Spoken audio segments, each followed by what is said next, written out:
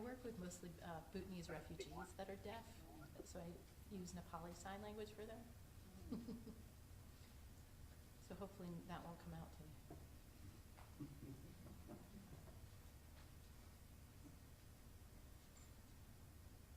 Although those in Nepal would appreciate it. Well, we have about 30 of them in Burlington. Right, yeah. Yeah, they would. They'll probably be surprised if they watch it to see me not signing that they can understand. Yeah, okay. They'll be like, what, that's not the same person.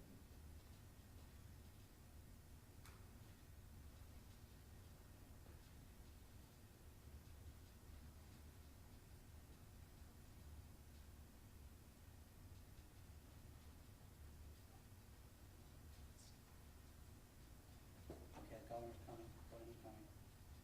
Over here.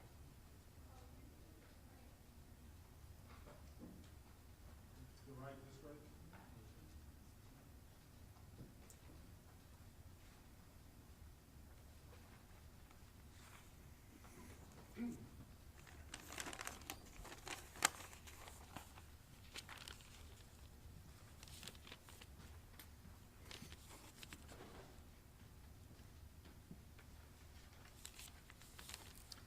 Good morning. Last week, we presented our modeling, which was based on the best Vermont data that we had available, coupled with what we learned from other states and countries around the world. This helps guide decisions and plan our response. We're also graphing how we're doing in real time.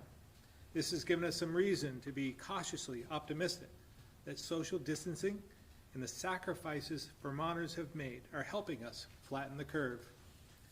It also shows we're entering a time when we should expect to keep seeing increases in positive tests. I think it's important to be honest with you. So as we head into the next few weeks, we need to be prepared for things to get worse before they get better. Staying home and separating ourselves from others will be more important than ever.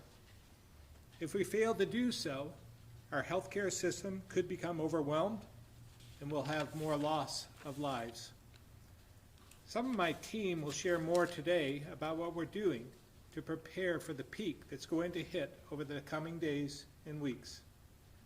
This will include our testing plans and our rapid response strategy, which we're deploying when we see outbreaks in vulnerable communities.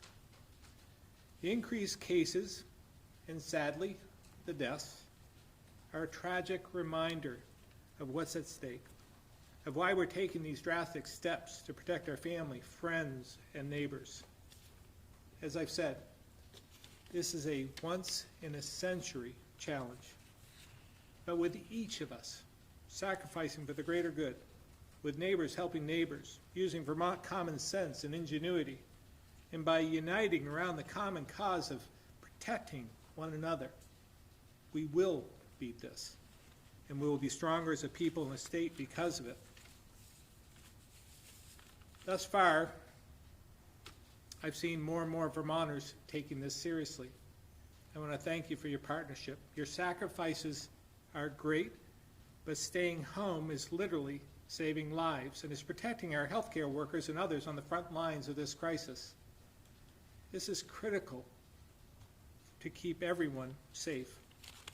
And to those of you who are on the front lines, those in hospitals, health centers, homes, and clinics throughout the state, I know you're working harder than ever, volunteering for extra shifts, stepping up for colleagues who become ill or need a break, even coming out of retirement to help in these extraordinary times.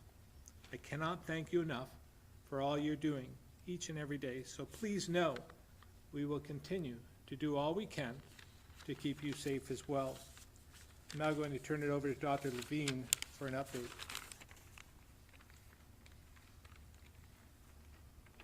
Good morning. My comments today will revolve around some data. I've shown you this representation before, and it's on our website for those who are on the phone, of the number of new and cumulative Vermont COVID-19 cases over time, starting way back in the middle of March and now up to April 5th. Recall that in this region, we began a lot of the mitigation strategies that we're now only too comfortable with in Vermont. The other piece of data I'd like to show you is the percent positivity rate of tests done in Vermont. Now, as again, I'll have to orient everyone to this tabular presentation. The blue areas are the number of positive tests, and the magenta and grayer areas are negative tests done in various laboratories. The important line here is this greenish yellow line, which shows the percentage of all of the tests that are done that come out positive. You'll see that the highest we've been is generally in the 12% range, with some dips up and down, averaging in around the 10 to 12% range. Now keep in mind, that is across the state in all of the tests that are done. If we went to a facility, like one of the two facilities in Burlington right now that are having outbreaks in nursing homes, obviously the rate there would be much higher as an outbreak. I'm not here to compare us to other states in terms of what's better or what's worse, but you should recognize that a 10% to 12% rate actually means we're doing pretty well. As you know, there are major outbreaks in states like Florida, New York, New Jersey, where rates are approaching 35 to 40% of the tests being positive. Louisiana, a little lower. Doesn't mean they're better, we're better, they're worse. Doesn't mean anything like that at all. It just looks at where you are in the epidemic and how well the state is doing in terms of managing outbreaks. So I'd like us to realize that this is actually a sign that all of the hard work everyone in Vermont is doing is actually paying off. This, along with some of the modeling strategies that the governor just referred to. All of the models that we've been using, and there are a variety of both internal and consultant models, again are speaking towards peak activity later on in this month, perhaps as early as this week by one of the more optimistic models, and towards later in the month by others. But they all show that the social distancing mitigation strategies are working here. And we know that that's incredibly difficult and challenging for everyone to adhere to. But I do need you to understand that the sacrifices you're making are actually helping. There's also, in the projections, comments about lives saved. And already, the projections are demonstrating that we're actually saving lives by following these strategies, and can continue to do so. But the next several weeks are really critical, and I need everyone to understand that. It's not like work done, data looks better, time to move on. We need to continue to work hard for a while longer. Part of working hard is what we're asking all of you to do, but part of working hard is what we're doing in the health department as well, maintaining what we hope can be an aggressive testing strategy. As people in the public know, and as my colleagues in medicine know, we are much less restrictive in our testing now.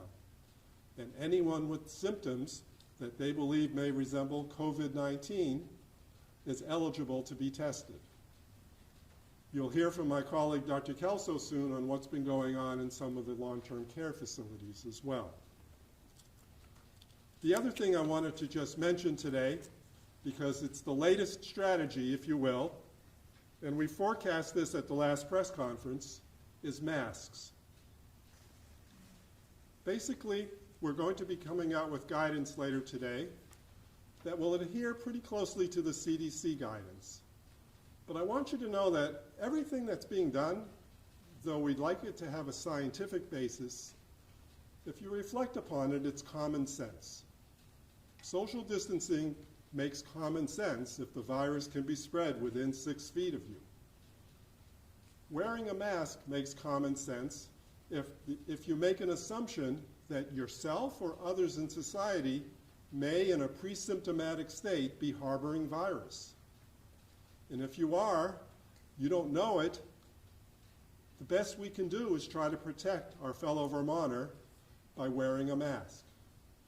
Do we need to wear a mask if we're alone in the woods with our dog and there's no one else around? No.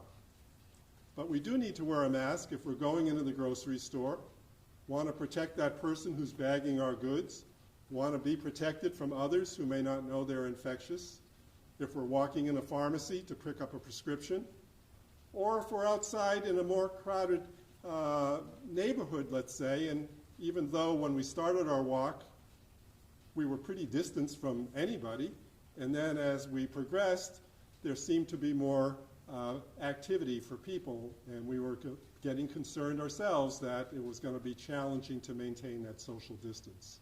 So again, using a good dose of common sense throughout this, because these are strategies that work, and you can make them work and adapt your lifestyle to them.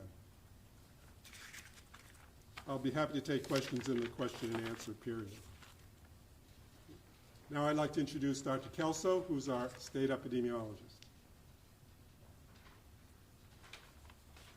Good morning. I'll be talking about our epidemiologic response to this situation, and I'll be speaking about things that the Department of Aging and Independent Living, the Department of Health, and the Department of Public Safety have been doing. Our epidemiologic response has 3 components, and they're being done concurrently. The first is a proactive posture so that we can ensure that our facilities in Vermont who take care of these vulnerable populations are as prepared and ready as possible to deal with a possible case. The second component is rapid response by our infectious disease epidemiology teams, doing contact tracing and other things I'll talk about in a minute to contain the spread. And then the third part is delivering essential services to make sure that Vermonters who may be under isolation or quarantine still have access to the things that they need every day. So over the last few days in particular, we have ramped up efforts to ensure that long-term care facilities and other residences where vulnerable Vermonters live are prepared.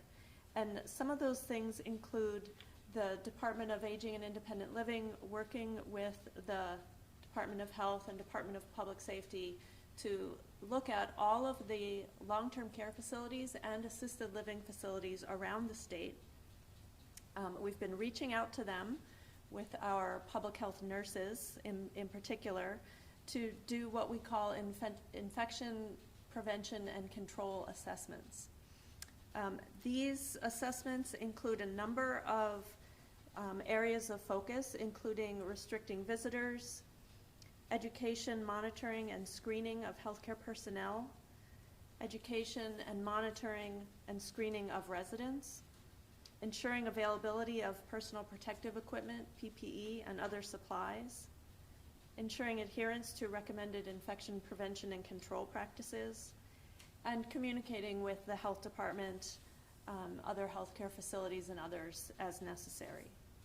So we've been reaching out to every facility in Vermont, and as of yesterday, we had done these assessments in 25 long-term care facilities. 11 more long-term care facilities were scheduled to have these assessments, and we're still doing outreach to 2.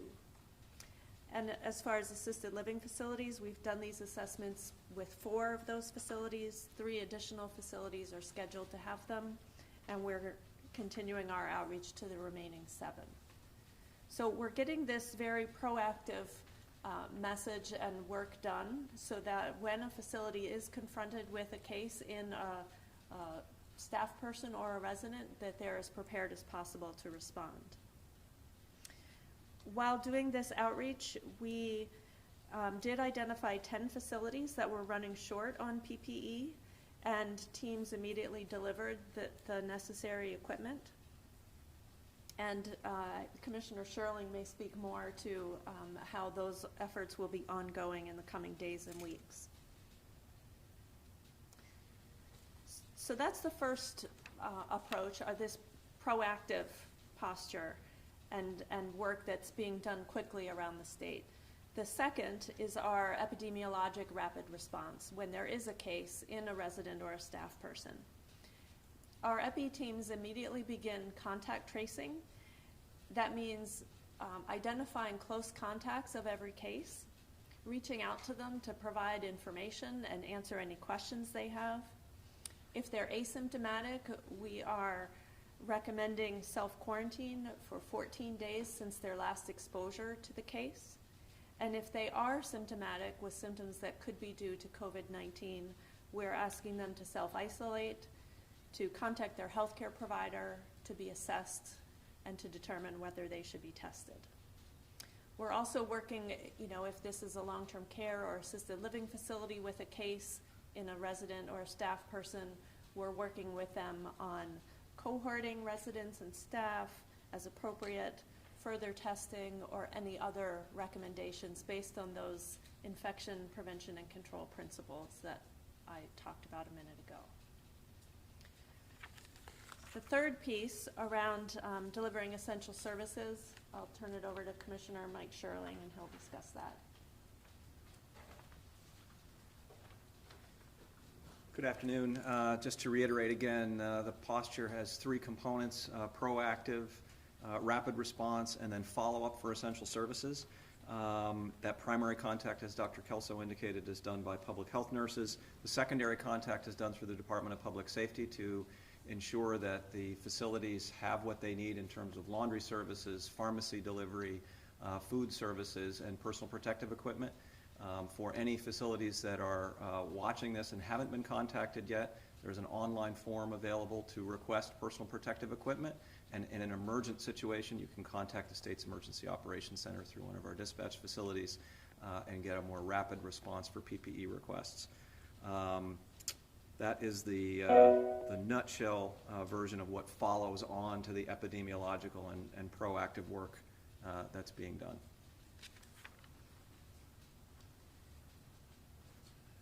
We now would like to open up for questions. All right, we'll start with questions from the room. Stuart? On the national level, we've heard that this will be a very dark week. Can you tell us what your projections suggest about the total number of Vermonters who might become infected and how many we might lose? I don't know if that's Dr. Levine or...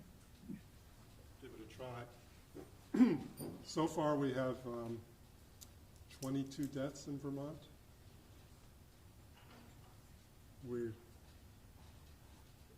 If you look at some of the worst part of modeling, it could go as high as closer to 100. The better part of modeling, maybe double that. The fact is, we do have 2 nursing home facilities that have some very frail, vulnerable elders living there. So I would certainly expect the death rate to go up, but I wouldn't want to be a doom and gloom and say it's going to go up extraordinarily. I'd rather flip it a little and say that the more recent modeling that was done out of Northeastern University shows that all of what we're doing now could potentially, when it's all over, have saved 1,700 lives. And I'd like us to focus on that ideal because you can't really say how things are going to play out. Do you mean though 40 to 100? Is that, depending on the model, 40 to 100 deaths? Or did you mean? Yeah, Okay. at peak. Okay.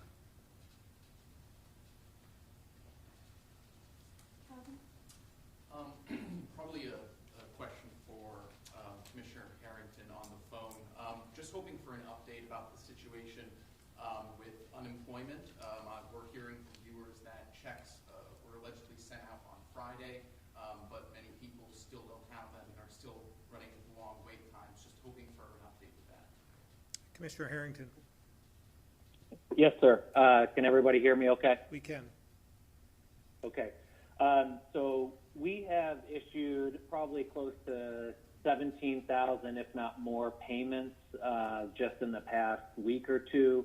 But as we've shared in the past, what we're running into are those claims that have issues on them, whether they don't have complete information, whether there's another piece that's missing from the claim, whether there's a monetary eligibility concern. So we are issuing payments as soon as they become available. We used to be able to keep to a standard schedule. Now we're issuing payments as quickly as possible. So there is no standard schedule. There are people who have filed claims that have not received payment yet, and that may be that that claim is stuck in the process as we're clearing issues on individual claims. As you know, we also have a legacy mainframe system, and so that creates issues along the way. And so there are times when a batch has failed overnight or something that we have to correct the next day, and that can delay a payment by a day or two. So there were people who were expected to receive their payments, let's say last week on Thursday. I believe we were able to get those payments out the door, but it took a couple days due to a system issue. So they should be seeing those payments come as early as tomorrow. But again, I would just ask everybody to remain patient. Again, it's much harder for us to keep to a standard schedule now. So we are issuing payments as quickly as possible, but there is really no standard schedule to that. People are certainly more than welcome to call and follow up, but that just puts more strain on our call center. So I would just ask that, unless they believe there is something actually wrong with their claim, that they give it an extra few days to see whether or not that information and that money gets deposited into their account. We are also going to be providing regular daily updates to claimants to see if we can lessen some of that concern with just more frequent information. Thank you. All right, we're going to go to the phones now. So just a reminder for star 6 for unmuting. I'm going to start with Mike Donahue for the Islander. Thank you, Governor. Over the weekend, the Shelburne News and Citizen reported that 8 volunteer firefighters for the Heinsberg Volunteer Fire Department are in isolation due to COVID-19. It appears they came in contact during an EMS call with a patient that later tested positive at the UVM Medical Center. I'm wondering, maybe it's either Dr. Levine or Commissioner Sherling, wondering what other police, fire, and rescue squads by name have had to put members into isolation or have actually tested positive for COVID-19. And I do have a follow-up after that. We'll start with Commissioner Sherling. Hi, Mike. I wasn't familiar with that. I'm not aware of any first responders who have tested positive. We have had a couple sporadic reports of folks that have been self-isolating as a result of contact with people who either were symptomatic, whether they had a positive case or not. I would take this opportunity to let first response agencies know to report if they're in a scenario like this to the Emergency Operations Center, both for statewide awareness and so that we can do whatever we can to backfill staffing as necessary.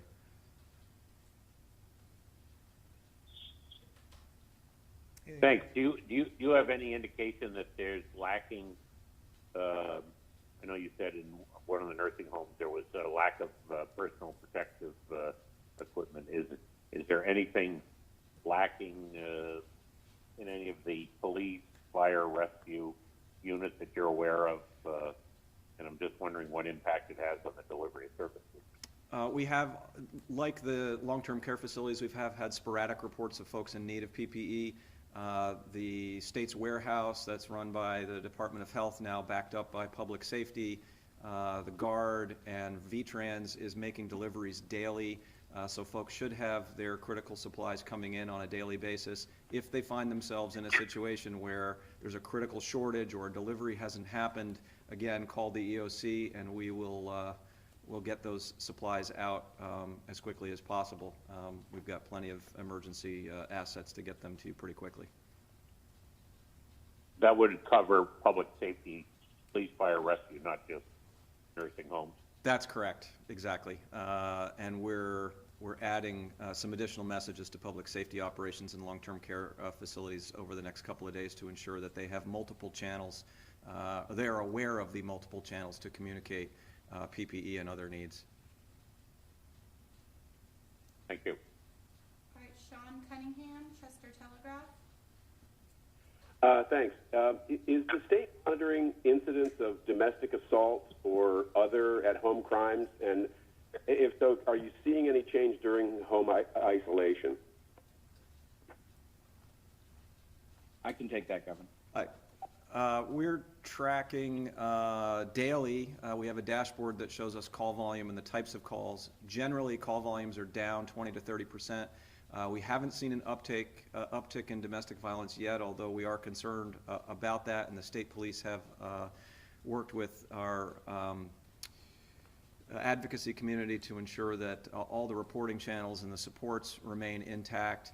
I was made aware just a short time ago that we have seen an uptick in suicides, unfortunately. So take this opportunity to remind folks that there are hotlines, there are places you can call for assistance. This is a difficult time for everyone, and certainly the pressure continues to mount as time goes by. So please reach out for help if you need it. There are a variety of hotline assets out there for folks. Are you able to quantify the uptick in suicide? Not yet. I've asked for that to be quantified over the next day or so and to begin tracking it more specifically in the dashboard that we've created to take a look at call volumes. Thank you. Secretary Smith, did you want to add anything to that? Governor, thank you very much. I just wanted to add that we're monitoring both domestic and child abuse. We have not pulled back on any of our systems to investigate either child abuse or domestic abuse as we move forward. We're making sure that our state employees are protected, but we're also making sure that Vermonters are protected. All right, Kat from WCAX.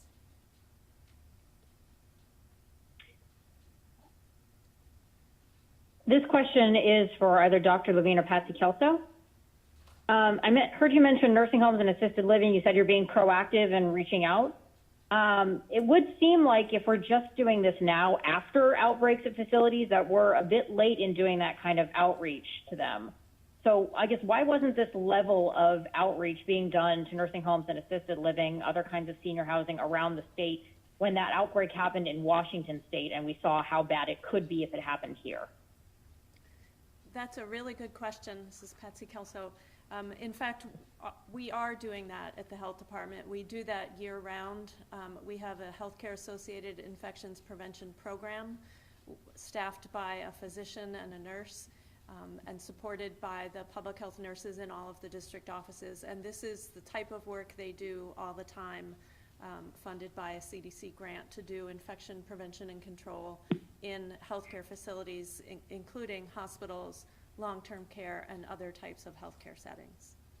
We've just ramped up those efforts with a new tool that CDC created a week or so ago to do these tele-assessments over the phone, in particular for long-term care facilities.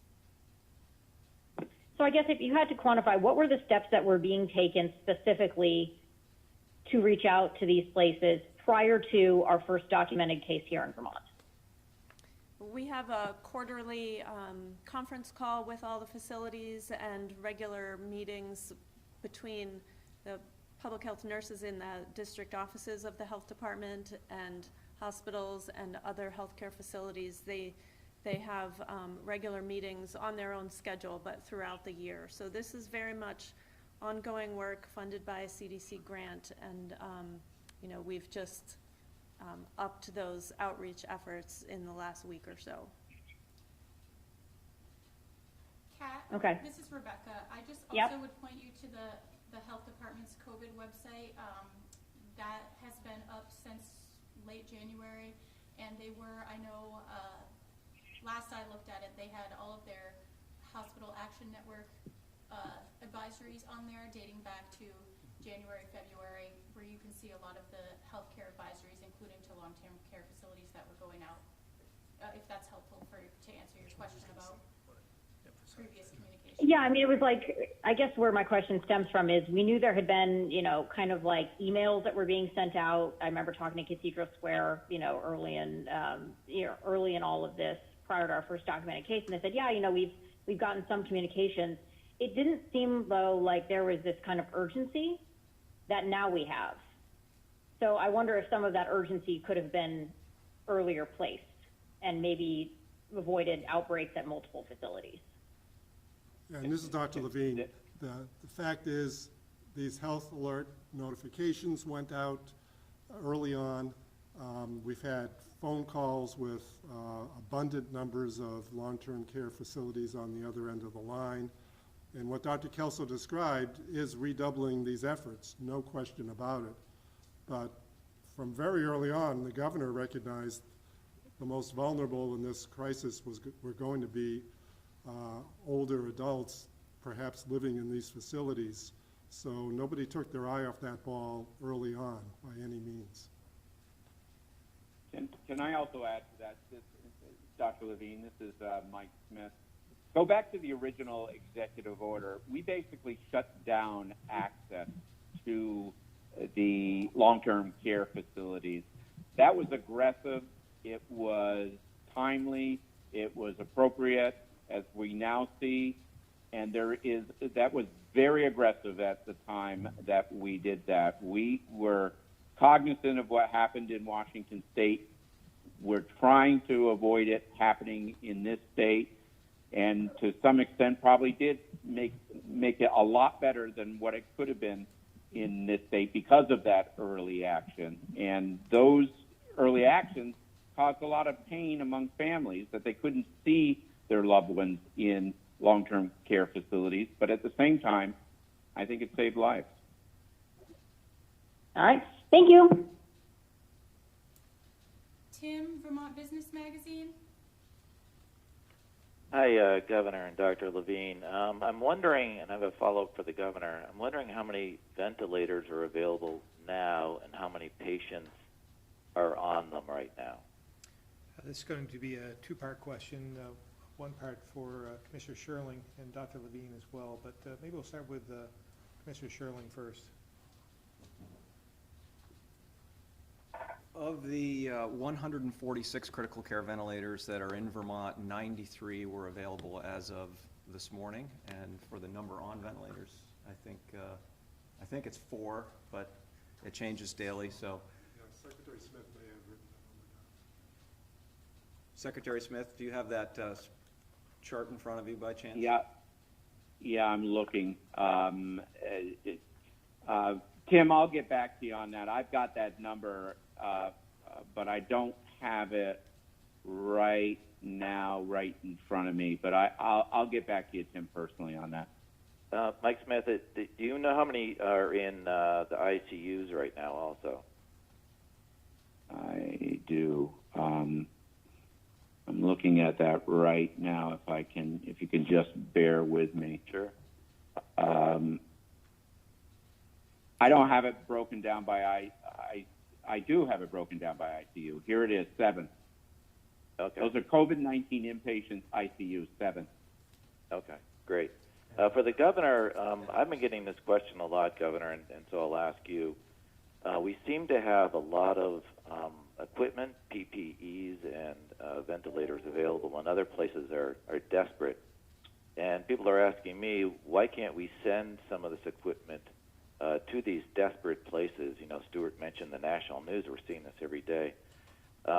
Is there any plan or thought? I know you're being cautious, but is there any plan to help out other areas? Yeah, obviously, we'll be helping other states in time of need as well.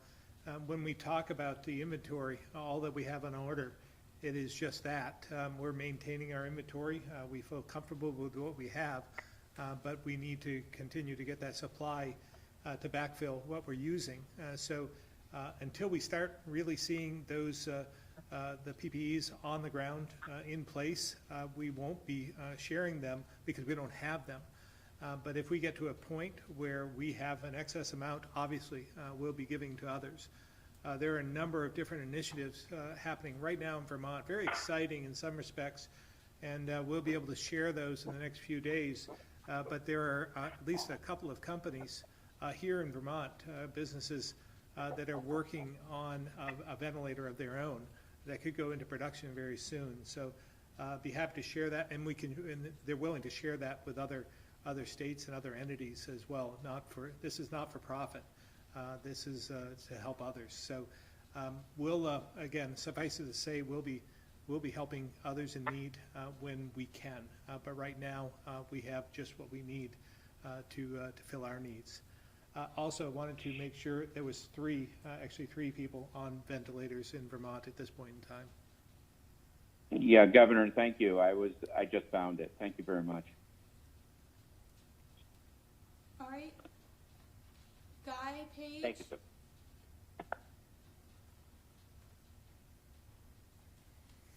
This is Guy Page. Governor, can you hear me? I can. Go ahead. Okay, thank you. The legislature likely will be passing COVID-19 related and other legislation, possibly using remote voting. I'm wondering, will the remote voting process factor into whether you are likely to approve or veto a bill? Well, again, with remote voting during these desperate times, I think is appropriate, and we'll let them work that through their own legislative process. We're working hand in hand with them, virtual hand in hand, I might add. We're working together on any initiatives that they're putting through at this point in time, COVID-19 related. They're a willing partner. I speak to the speaker and the pro tem twice weekly, and that's again, all I can say is at this point in time, during this crisis, during this emergency, we're working together to make sure that we're all focusing on the same thing. When it gets to a point where they're not covering just COVID-19 related issues, then we'll cross that bridge when it comes. But right now, I'm comfortable with the approach that we're taking. Thank you. All right, Courtney, 7 days.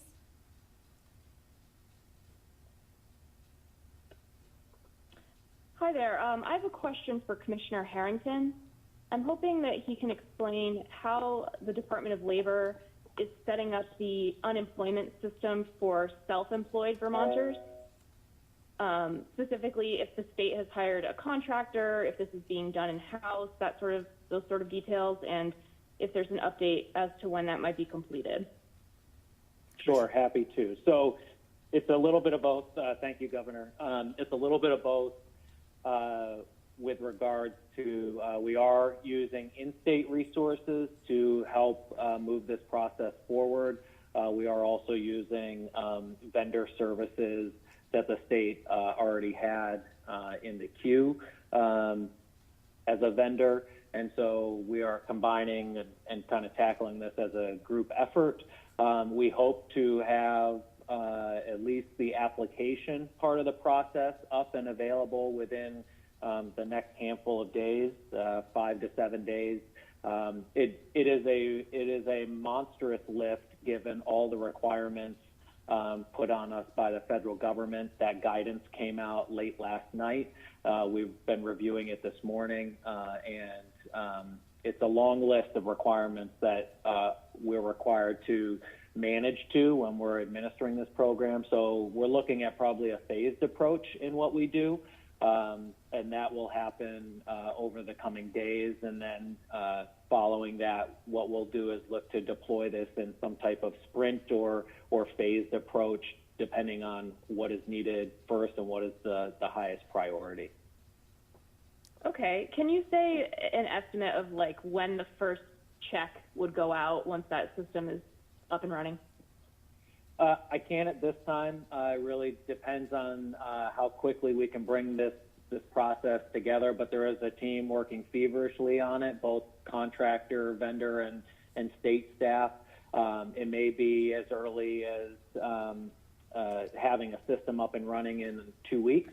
But again, to process what we're expecting to be tens of thousands of applications, our goal is to get those payments out as quickly as possible, and we're doing everything we can to make that happen. Okay, thank you so much. Again, I want to underscore that this has never been done in our state or in this country. And this is a tremendous lift. And we've been waiting for the guidance for quite some time It's only been about 9 days since the legislation was passed by the feds. So the guidance has been important, but the lack of guidance has prevented us from moving on this initiative. Taking care of some of the existing claims under traditional methods has been time consuming just because of the sheer numbers that are coming in. But this next step will take some flexibility as well because again, this has never been done. So we'll do the best we can using all the resources we have throughout state government. It's not just confined to labor. We'll be using some of the resources from other departments as well to make sure that we're putting money back in the hands of people who need it desperately right now. Governor, if I could add as well, what we're hearing from other states is that this program will likely take months, and here in Vermont, we're looking to do that in weeks. Again, every resource is being afforded to the project, and we're moving forward as quickly as possible. Yeah, I know it's difficult to be patient in these times, but we're going to need a little bit of patience on this one and try and get you the money that you need to get by.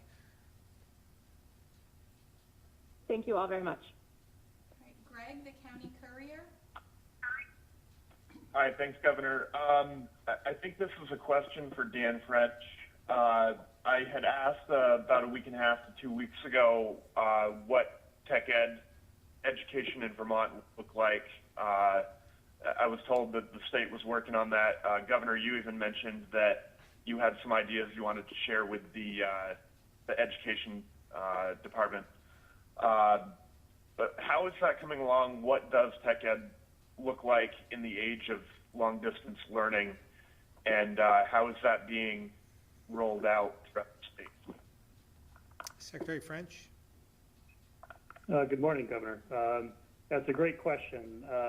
Districts, as we speak, are turning in their continuity of learning plans, and several of our tech centers are districts, so we'll be looking closely at what they come up with. But yeah, it's a great question. The path forward is not overly clear. As you know, a lot of the learning that happens in these centers is applied and hands-on. We certainly have the ability, and I know tech center instructors are deploying more of their text-based materials. There are classroom instruction portions of those courses that they're doing online now. But I think it's open as to how they'll handle some of the more applied aspects of that instruction. But we'll get a better idea here in a couple of days as the learning plans come in. All right, Wilson, the AP. Great, good morning. Hey, the really simple question I'll start with. When Dr. Levine started talking, he referred to the charts that those of us who are on the phone can't see. Can those either get emailed around or tell us where we can find them on the health department website? But that's the simple one. Okay. I assume that's possible. I think Ethan, I have it in your inbox, Wilson. Ethan, I believe, sent it this morning. Oh, okay. I'll look for it then. And then back to the supply question. This is more of a follow-up. You've addressed this a couple times, but I'm going to ask it again anyway. I'm looking at the charts that came out about the supplies that have come in. We seem to be in pretty good shape for everything except a worst-case scenario. And I'm wondering, how did that come about? I mean, if I can phrase it this way, what opened up the spigot to make all those supplies start coming in? And are you breathing a sigh of relief as far as the supplies go right now? I'll answer part of that, then I'm going to refer to Secretary Sherling. It took the gallant efforts of many people working in all different angles, trying to accomplish this, and the generosity of many in the short term. But we're continuing to do whatever we can to find those resources and make sure that we get them into our hands, so to speak. And then, as I said on the initial question from an earlier reporter, we'll do whatever we can at that point to distribute those PPEs and some of the equipment that we have that we believe is in excess to help other states in need as well. Commissioner Sherling.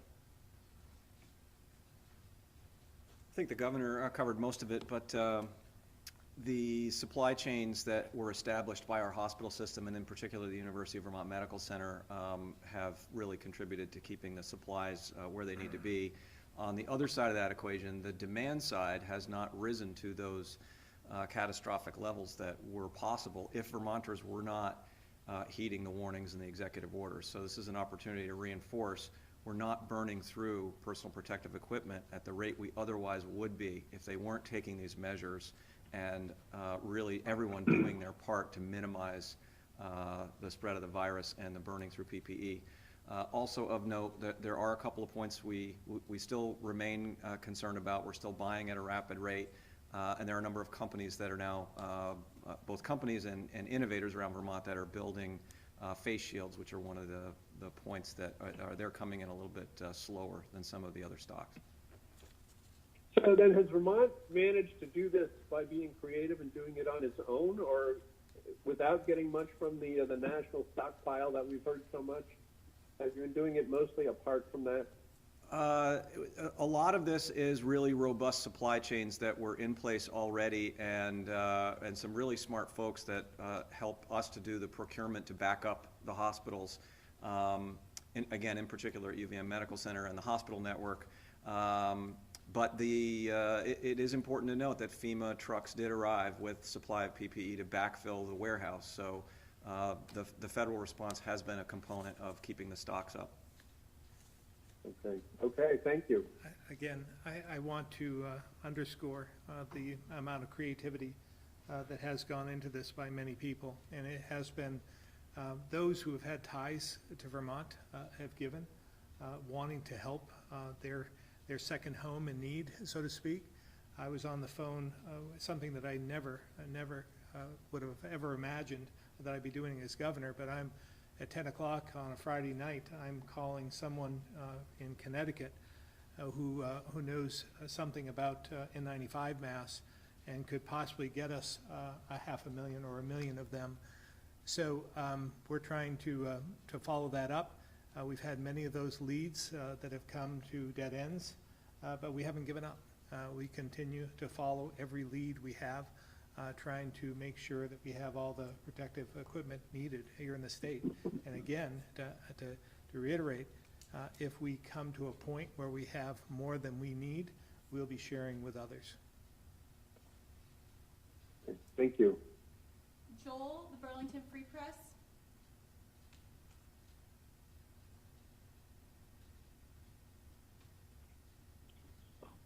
Oops, excuse me.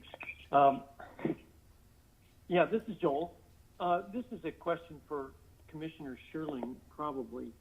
I'm reassured to hear that there aren't a whole lot of other, domestic crimes, domestic violence. But I was wondering if there are other crimes of opportunity in addition to perhaps phone scams. Wondering if vandalism or theft is on the rise, or if there are any unusual trends in folks breaking the law or damaging things. There are no trends in sort of those traditional realms of crime. We have, since the beginning of this, seen upticks in cybersecurity threats, so people should be very mindful of what they're doing as they're doing things virtually and what they're clicking on. We have been subject to fraud attempts, people trying to sell us personal protective equipment that have been fraudulent efforts. those are sort of the main areas where we've seen differences. I should also note there's a concern around domestic violence and child abuse that we hope that family members and friends are checking in with anyone they think might be vulnerable, and that's because as people are less likely to be able to leave the house, reporting may be diminished as a result of that. So their contact with other people face-to-face may be diminishing reporting. So again, just like you're checking in with someone to check on their overall well-being, their health, anyone that you think might be in a risky domestic scenario, we'd ask that you check in on them as well. All right, thank you very much. Patricia Bennington Banner. Hello, can you hear me? We can. Oh, wonderful. It actually worked the first time.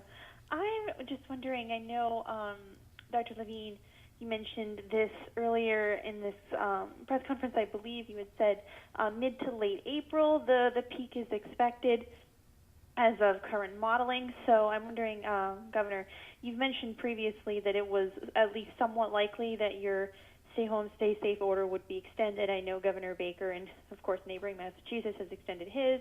I believe New York may have.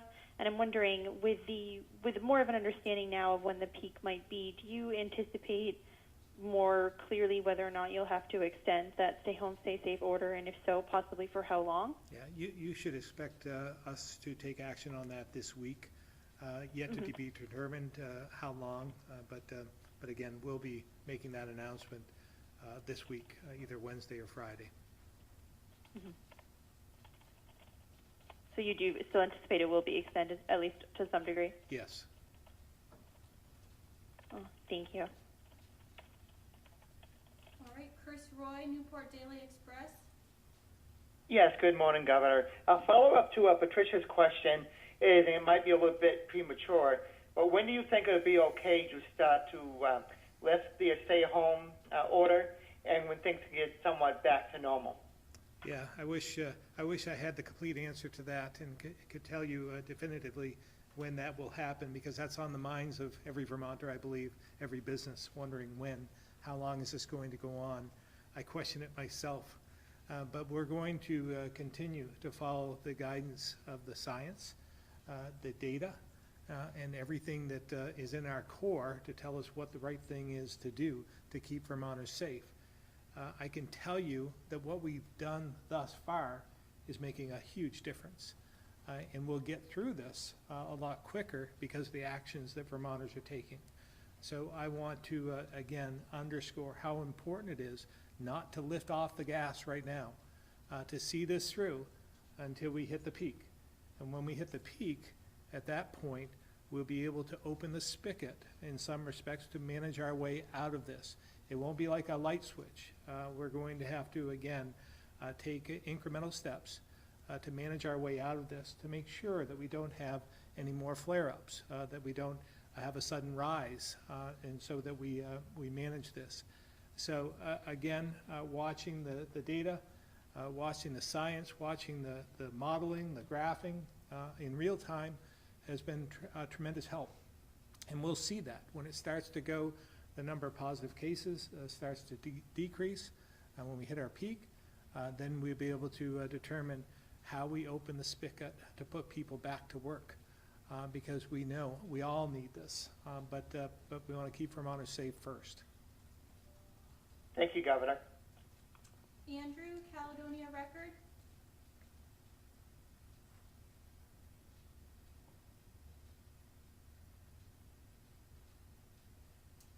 Andrew, Caledonia Record, *6 to unmute.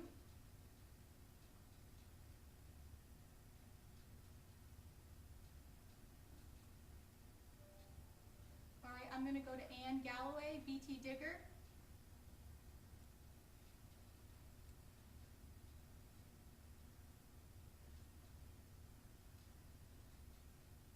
Ann, *6.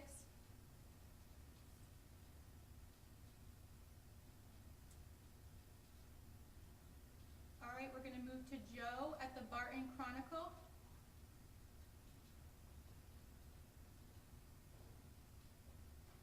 Hello. I believe believe this is a question for Commissioner Harrington.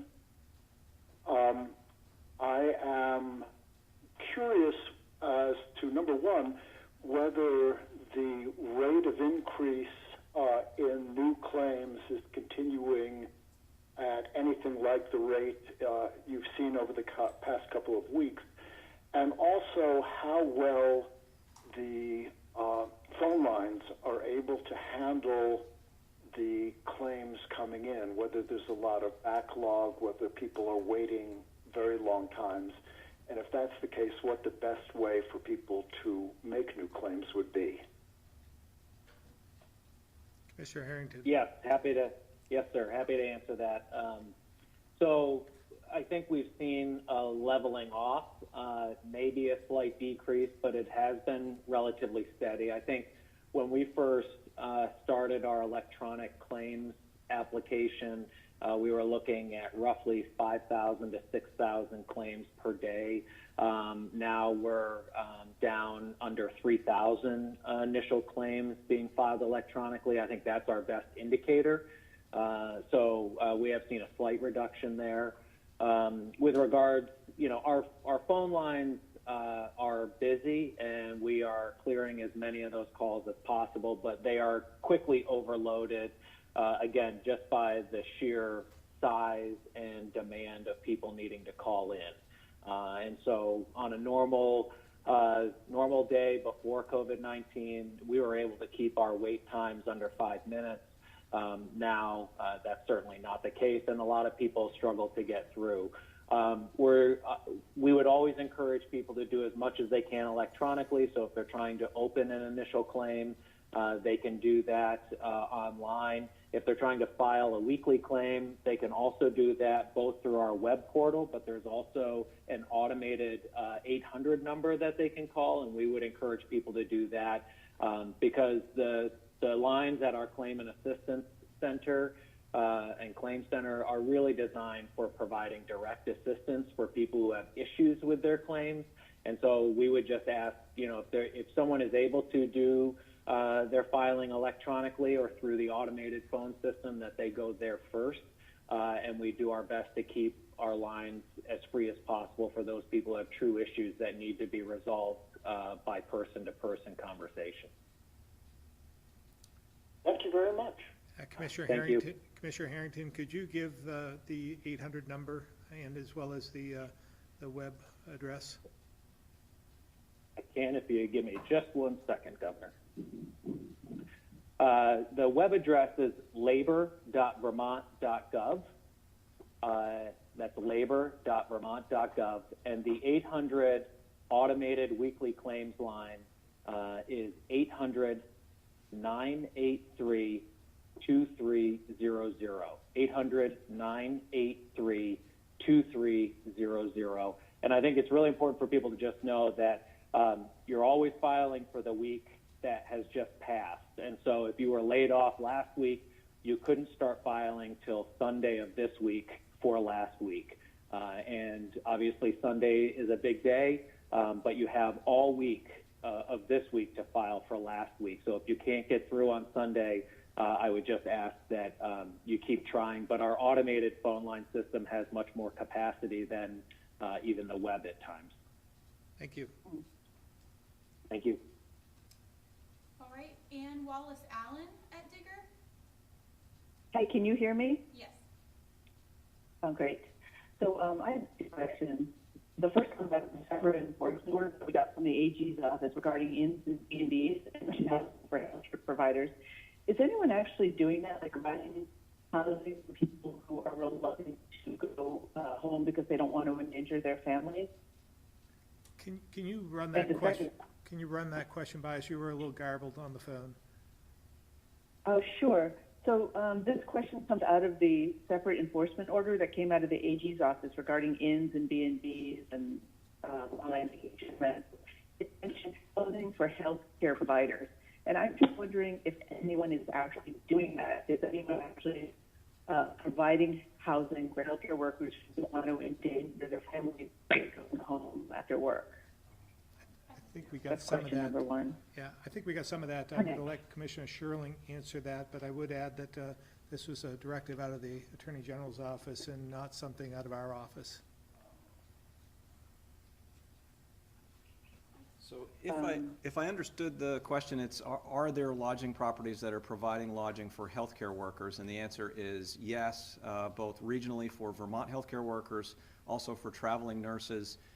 We also are starting to look at temporary lodging options for first responders who may be exposed or have unknown exposure, and there are lodging properties that are providing lodging for a variety of other folks that are involved in the COVID-19 effort. So there are a variety that you'll see that are open, that are in compliance with the executive order. Thank you. So the other question, I'm sorry about this line. I can hear you guys clearly. I'm sure it's the problems on my side, though. If you can hear me, Union Nurses Union is requesting increased funding to buy PPE and greater transparency about supplies. Do you guys have a response to that union's concern, and how are you going to address that? We didn't get the whole question. It was about the CDC compliance and unions. Darn it! That's all right. Don't worry about it. It's my line. Forget it. Well, I don't want to take your time. Yeah, we heard that part. Oh, damn it. It's about the UVM Nurses Union. They're requesting increased state funding to buy PPE, and they want greater transparency on PPE supply levels. Okay, we heard that one. Thank you. So we released yesterday an outline of the PPE efforts that the state has undertaken so far. At the time, it was 3.7 million, more than 3.7 million units that have been ordered through our procurement process in conjunction with UVM Medical Center. Unfortunately, one of those orders evaporated earlier today, so we're actually down to 2.7 million units on order. And there are a number of other supply lines that we're working on that are not in that spreadsheet yet. So I think at this point we're going to come up with a methodology to sort of update those numbers on an ongoing basis. But again, the core message is we're buying as much personal protective equipment as we can source effectively on a day-to-day basis. Thank you. All right, Liam, BPR.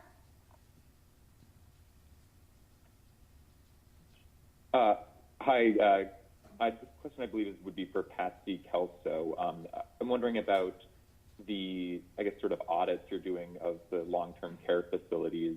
And you mentioned that you were checking on their disease and infection kind of containment and control efforts. I'm just wondering sort of what is like the baseline level of response facilities need to show, and if you've found any facilities so far that have not had adequate measures in place. Thanks for the question. We come at it from a very supportive frame of mind. So we're asking facilities to assess where they are with regard to a number of different strategies to be prepared, and if they have needs or aren't actively working on certain areas, we support them in ways that they can ramp up their capacity. So we're not really keeping score of where facilities are. We're more guiding them and providing supportive help and answering questions. For the most part, because of the work that the health department has been doing for years with facilities, they're all in pretty good shape. Are there any areas, though, where you're finding facilities are requesting more guidance or areas that are lacking now? Certainly there are plenty of questions around this specific response because this is a new virus that the world hasn't dealt with before. So questions around when and who to test, whether it's residents or staff, being aware of the latest CDC guidance on use of personal protective equipment and our understanding of how this virus is spread, things like that. Questions about when to maybe move patients or not move patients. And so we're working through those issues with them because they're all challenging and they're all sort of specific to this response. Okay.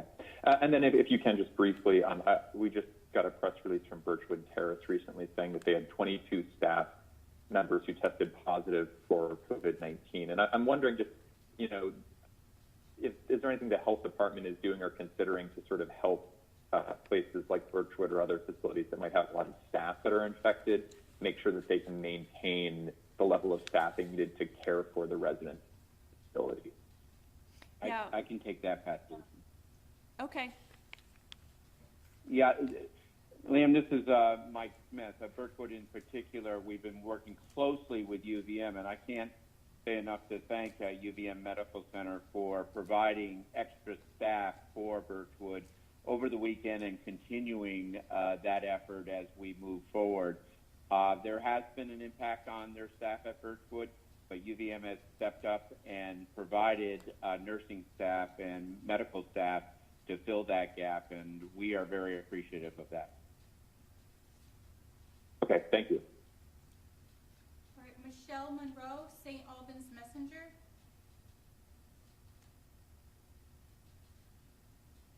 Hello, I was wondering if potentially if Commissioner Sherling could address the 1 million PPE units he mentioned evaporated earlier.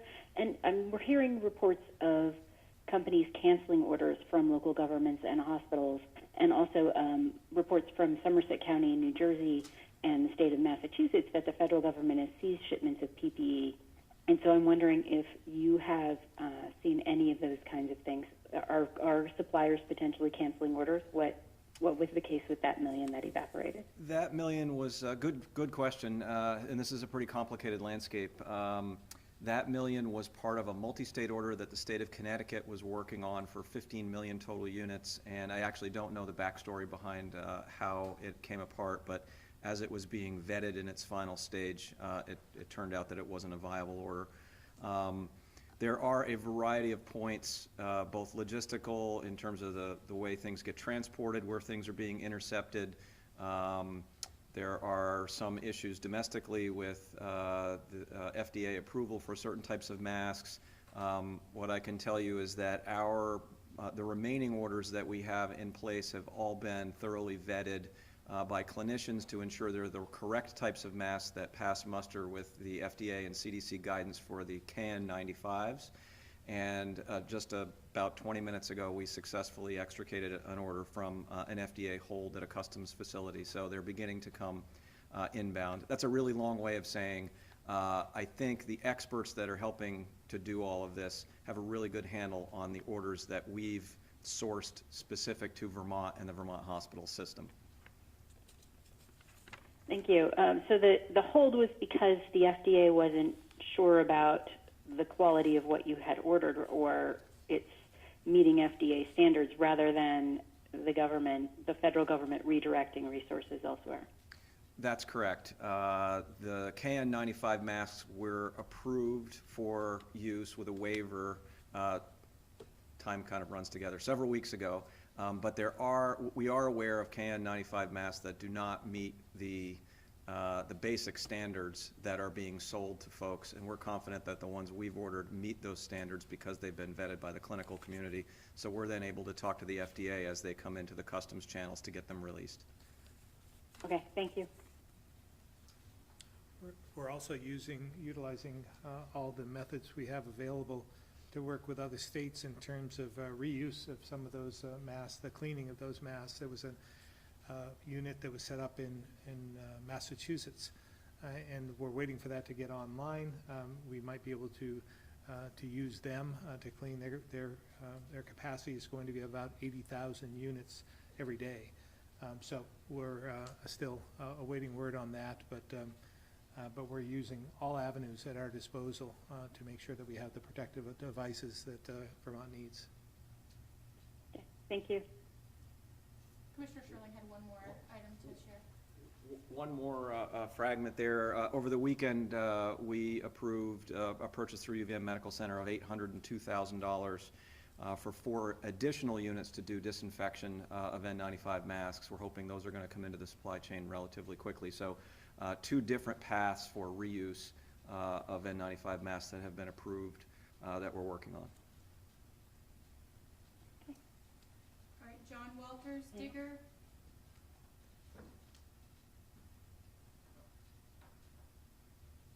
Thank you. California Governor Gavin Newsom is working on taking a regional approach to acquiring supplies rather than having all the states competing with each other. Is anything like that in the works, say, in the Northeast? Well, again, I think that was a prime example Commissioner Sherling just used of us working with Connecticut regionally with other states to try and accomplish just that, buying together. I reached out numerous times. We thought we had a deal on some masks about a week and a half ago with New Hampshire and Mass, and they were willing partners. But at the end of the day, that one didn't prove to be legitimate either.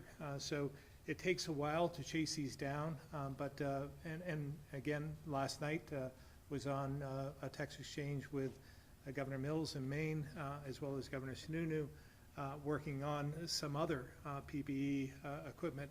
So yes, we're working together as a region with other states. Everyone's willing to work together, but it's literally all hands on deck, trying to find out using the sources that we have, but again, trying to share any knowledge that we have where we can help each other out. So that's ongoing, constant calls with other governors, especially in this region.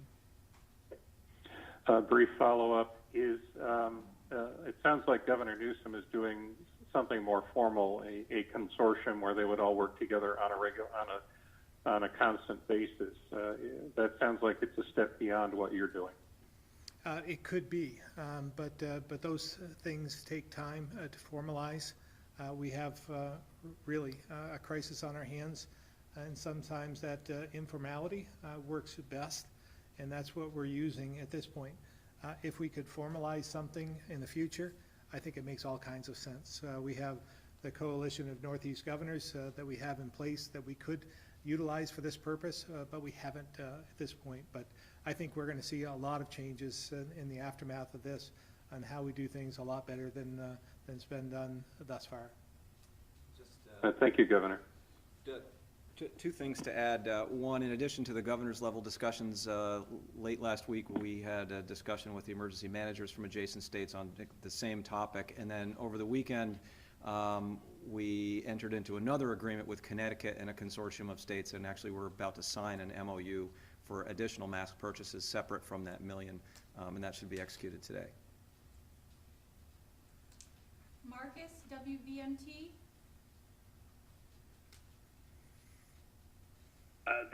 This question, I believe, is directed toward Dr. Levine.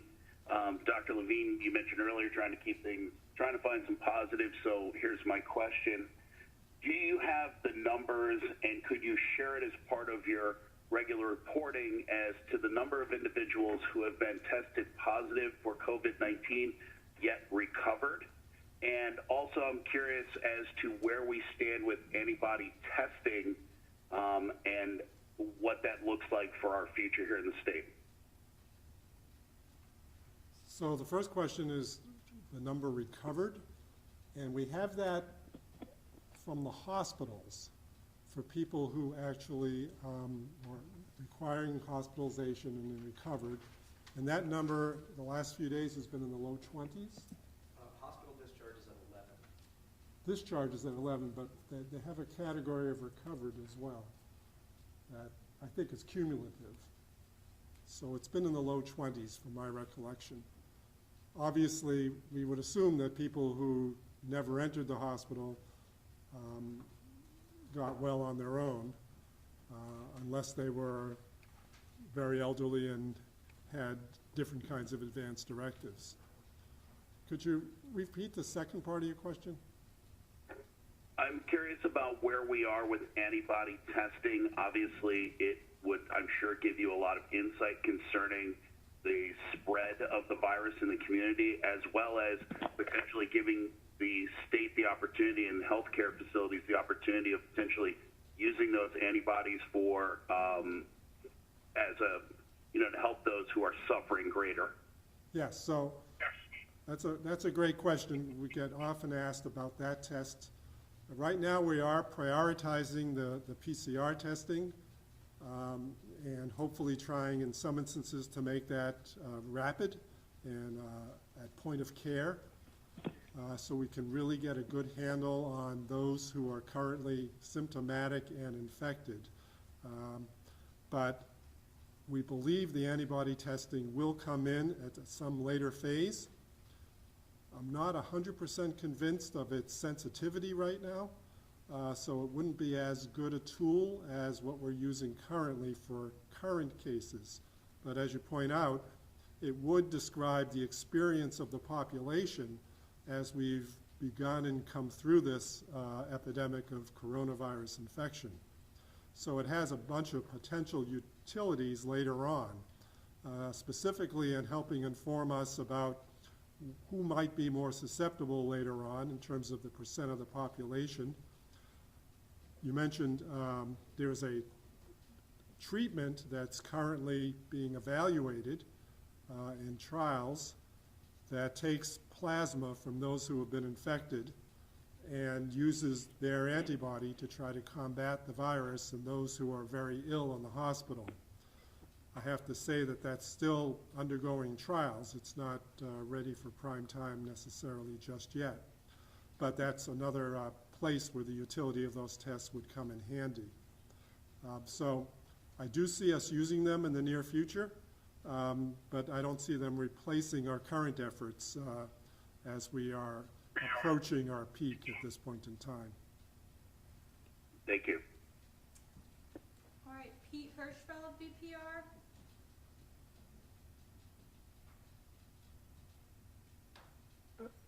Thanks, Rebecca. Governor, I have two questions about the new agreement with the Vermont State Employees Association. One provision in that agreement allows for up to 5 weeks of paid leave for state workers who lose child care. How many state employees do you project will be using that benefit, and what impact will that have on operations at state agencies that are involved in the state's response to COVID-19? I believe Secretary Young is on the phone. If she is, I'd ask her if she could answer that question. Thank you, Governor. If the caller could repeat the question. Could you go? Yeah, Suzanne. The question relates to the new agreement with the Vermont State Employees Association. I know that one provision allows for up to 5 weeks of paid leave for state employees who lose child care. I'm wondering how many employees you project will use that benefit and what impact that'll have on operational readiness for state agencies that are responding to the COVID-19 situation. Well, currently we have many employees who are entitled to use leave because the schools were closed under state law. They are entitled to use sick time, so that has not changed with the new negotiations that we finished last night. We don't really have a way other than using a general code for COVID-19 at this point to distinguish those who are working and those who are not working. But we will be sorting that out later. And going forward, we are also putting in some more refined coding for this purpose as it becomes more clear that we have to move forward with the current process that we're using for pay. And one more question related to that agreement. It creates some new pay increases for certain employees within state government. Why did the administration feel like that was an appropriate measure? And also, what's the preliminary fiscal note on that? How much more is it going to cost? We basically, in consultation with leadership who are responsible for running state facilities, such as correctional facilities and the psychiatric hospital, determined that it would be in the best interest of keeping those facilities running and staffed appropriately to provide $1.50 per hour premium for those employees in those facilities. And that, I believe, I don't have the exact number in front of me from the last calculation, but I think it was around $800,000 for a period of 3 weeks. But I'll get back to you with a definite number, Peter. Thank you. All right, that's it. That's all the callers. Thank you again for tuning in, and we'll be back with you on Wednesday.